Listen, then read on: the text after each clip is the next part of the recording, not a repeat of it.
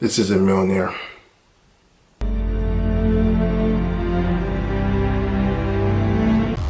Welcome everybody to Infinity Watch, where it's my job, C. Sam's, to explain to you all the MCU movies that are leading up to Infinity War, May 2018. Now, it may look like that I have a swollen jaw. That's because I was in a fight with 1,000 men. And guess who came out victorious? No one. Because I made it up. Actually, I went to the dentist yesterday, got a tooth pulled. It was nothing. I manned up. I took it. You know why? Because I'm a man. And I had to take this because I wanted to bring to you and deliver to you the great news of what is the MCU and this Infinity Watch, because nothing gets in the way of me delivering the Infinity Watch. So, back to what we were talking about. Yes. Today, as you can probably guess, we're going to be talking about the God of Thunder, my man, Thor. This is not Mjolnir, like I said. Anyway, so we're going to be talking about this particular movie. Now, you may hear from critics that this particular movie is not as good as the rest of the MCU movies, especially if we're looking at Phase 1. However, Thor is actually another important part of the overall story. And as you can see, with all the stories that we're talking about and all the movies that we're talking about, each and every movie is leading up to the big movie that came out in 2012, which is The Avengers. And each movie actually plays an important part in telling the overall story. So, let's begin.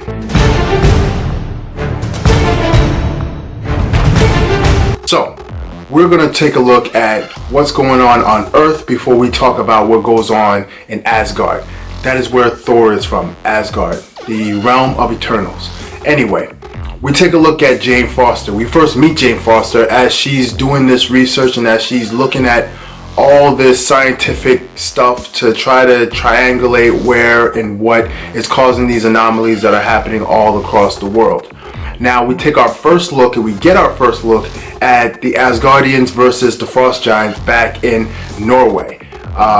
This is something that takes place a long time ago, and we see our first glimpse of what is causing this particular war and what caused this war. Asgard came in, protected the humans, took away the Frost Giants' weapon, and they went back to Asgard. Now, while we're going back to Asgard, we take a look at a young Thor and a young Loki, both being told that they are born to be kings. Right away, you have a rivalry setting up between the two brothers, because one brother can ascend to being the king while the other brother has to sit in the shadows. Now, fast forward. Current. We see Thor finally with his helmet. I'm sorry to say, this is the one time you see him with his helmet, but it's cool. We see him in Asgard, cocky as ever, about to be given the throne, and then all of a sudden Frost Giants come in, break into Odin's treasure vault, and try to steal back their relic. Now, the big thing about this, and the important thing about this, is you'll probably have to go back and look at a freeze frame of certain items in the treasure vault. But one important item is, you see, the Infinity Gauntlet. Now, there are a lot of speculations based on that, but we're going to have to touch on that in future episodes. Now, Odin gets into the treasure vault, gets rid of the Frost Giants. Thor is angry and he wants to know what happened, while Odin is a little bit more laid back and he doesn't want to cause any more war because he's seen the terrors of war, while Thor has not. Thor disobeys his father, takes his Warriors 3 and Lady Sif and Loki over to Jotunheim, and pretty much tries to go to war, try to get answers, and end up getting into a big fight. They get back to Asgard, a little bit of back and forth goes on. Long story short, Odin gets pissed, gets Thor, takes away all of his powers, banish him to the earth. Now, we are caught back up with where Jane Foster runs into Thor, knocks Thor down. It's pretty funny. But this is all connection to when Thor is sent from Asgard out, lands on Earth, gets hit with Jane Foster's van. Probably should have mentioned that from before, but I'm mentioning it now. Anyway, Thor goes to the hospital. A bunch of comedic elements happen. Super funny. It makes no sense, but it's funny. Anyway, fast forward a little bit. Now we get back up to Asgard, where you see Odin and Loki is having a conversation where Loki is asking Odin about his parentage. Odin tells him about his parentage. A few things happen, a little back and forth. Odin goes into the Odin sleep. Basically, this is like a coma for Odin. Odin puts his name on everything. I can appreciate that. Anyway, Loki is now the king of Asgard, or well, the interim king of Asgard, and all of his schemes and all of his plans that he put into place have now come to be, and now he is a king, something that he's always wanted. Now, we go back to Earth. Now, back on Earth, we're seeing Thor trying to find ways of getting back to Asgard. He finds out where his hammer is, and he goes to the hammer's site, where S.H.I.E.L.D. has already blocked it off. Now, this part of the film is very important because we do see the importance and the history of this particular hammer, Mjolnir. Now, Mjolnir was given to Thor because he was deemed worthy by his father. His father gave an oath onto the hammer that whoever is worthy can pick up the hammer and will have the power of Thor. Now, when he sends Thor away and out, this was all part of a huge plan to give Thor some type of humility in his life, to help him to understand why it is important for him to be humble and to be patient as a king. So Thor gets all the way to his hammer. He beats up a bunch of goons. We also see the first glimpse of Hawkeye, which they call him Barton.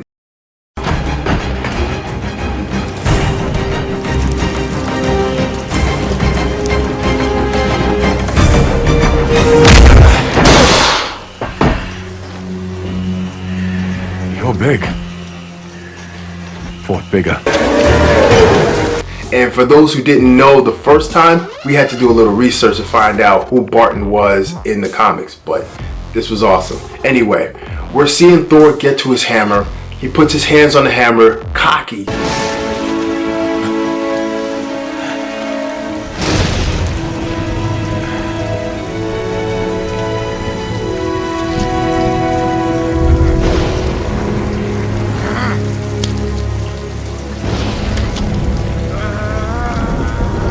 Thinking that he will get his hammer and get all his power, and then he realized he couldn't lift his hammer. He tried all his best to lift the hammer.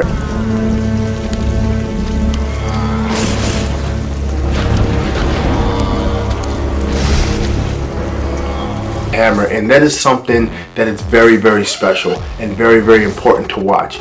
He was considered unworthy at that point. I want you to remember that word, unworthy. And if you take a look at the upcoming Thor movie, unworthy is going to be a very important word in the entire movie. But anyway, he's deemed unworthy to pick up Mjolnir. And for him to realize this, he finally gets what his father has been telling him the entire time. He looks up and he screams at his father.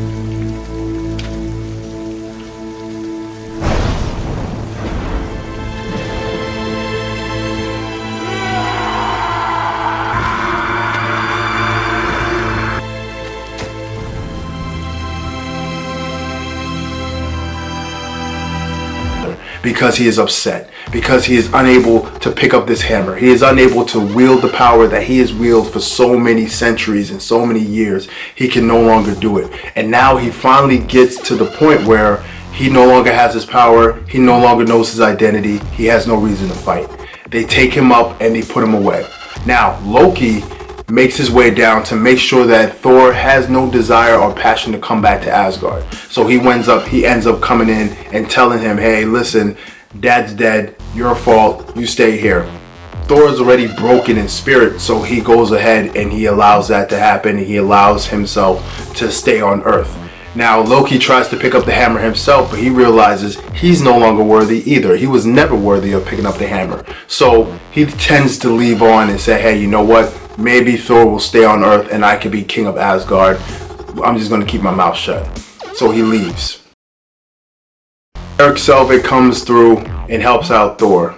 Pretty much comes up with a bogus name, Donald Blake, which is in the comics, which is Thor's name in the comics, but they didn't really go into that, which is cool. Anyway, they get Thor out. Thor gets back with Eric Selvig after having a few brewskis. Pretty much talks to Jane Foster about what's going on and, you know, everything that she's been studying, which is normal for him. So he breaks down everything to her. Now we're seeing the Warriors 3 and Sith talk to Loki to persuade Loki to let Thor come back. But come on, let's be real. Loki is not going to let Thor come back, and Loki's going to try his best to keep Thor where he is. So Heimdall, and this part is getting pretty intricate, but let me see if I can rush through this. Heimdall finds out that Loki knows other ways to get out of Asgard. And then Loki brings the Frost Giants because he goes to the Frost Giants' place to bring the Frost Giants up to Asgard. They get to Asgard. A little bit of stuff happens. Loki then freezes Heimdall. Heimdall is then frozen. Now, before Heimdall did this, Heimdall did send the Warriors 3 and Lady Sif down to Earth to try to get back Thor. Now, during this entire time, Loki starts to realize that they're going to try to bring Thor back.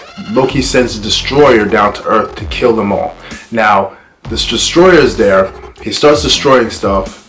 The Warriors are trying to fight off the destroyer, but they can't fight off the destroyer. So Thor sacrifices himself to Loki to say, hey, stop this, brother. Whatever you want to do, don't kill these people, kill me. So the destroyer pretty much hits Thor. Thor flies, hits the ground, kind of dead, but kind of not. Mjolnir wakes up, shoots off into the air, lands in Thor's hand, and Thor begins to get back his power, and everything that he once lost is now restored.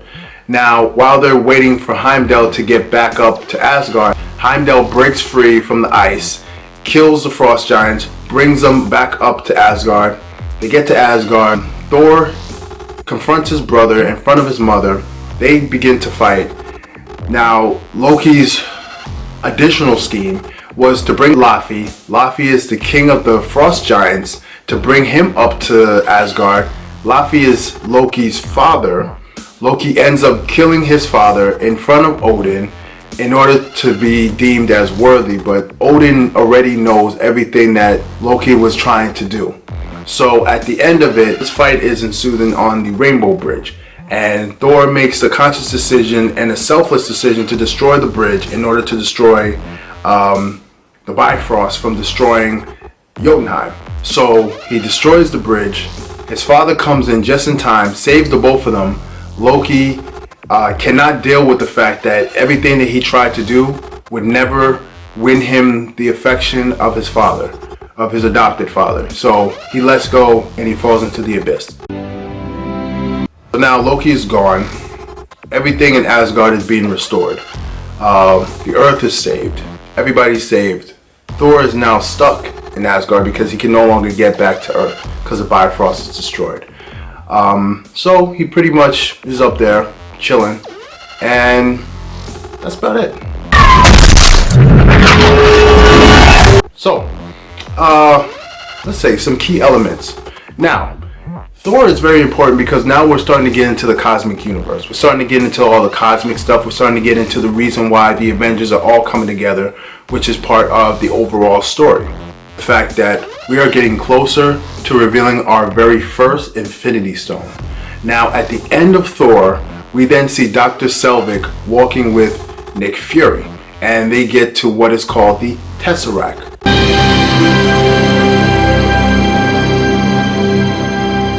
At first I thought it was the Cosmic Cube. Everybody thought it was the Cosmic Cube. It's pretty much the Cosmic Cube, but we're going to go with Tesseract. The Tesseract contains one of the Infinity Stones, the Space Stone.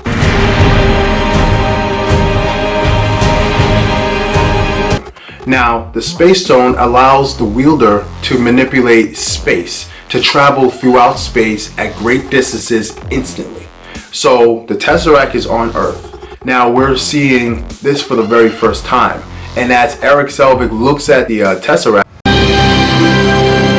he then looks up at Fury, and his reflection is Loki, and Loki sees it as well. Now this part is not really explained. Does he have control of Eric Selvig's mind? But we get more of an idea of what's going on in future movies. Now, while we're looking at the very first Infinity Stone, please keep in mind that there are 6 Infinity Stones that we have to go through. And as we're going through all these stories in the MCU universe, we're going to take a look at each and every Infinity Stone on this journey. Now, we're getting closer to where we want to be, the end of Phase 1, which will be the Avengers movie. We have one more movie that we have to discuss, and it is an important movie. Once again, we're getting into the cosmic universe. I hope you guys are ready to get into this cosmic universe with me, and I hope you're ready, and I hope you're keeping track of all the Infinity Stones and the importance of each Infinity Stone as we continue on. There's not much more I can say.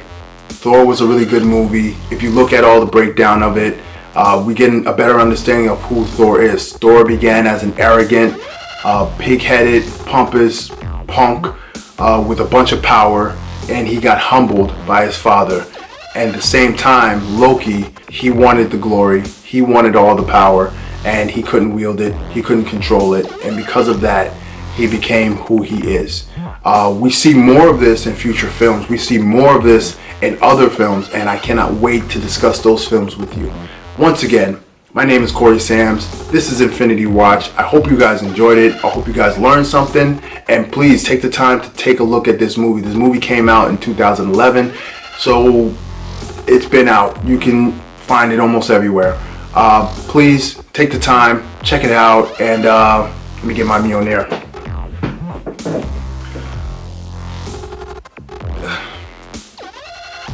The next video, I'm going to try to get a real Mjolnir. I'm going to try to get a real hammer, because this is unacceptable. There's rust all over this hammer. This is terrible. Anyway, yeah, Sam's out. You're big. Fought bigger.